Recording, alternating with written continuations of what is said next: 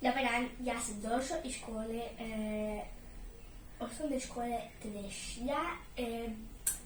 To je neka škola za nas zečeve, no od torba mi je preteška i imamo jako puno zadaće. Idem li doma pisati? Više ne mogu živjeti od ove škole. Toliko sam umoran i iscrpljen. Jedva čekam praznike. Zeko! Gdje je moj prijatelj Zeko da zajedno riješimo tu zadaću i idemo to zajedno riješiti i idemo van. Hoćemo otpjevati jednu pjesmu? Može. Ajde, ti izaberi koju ćemo.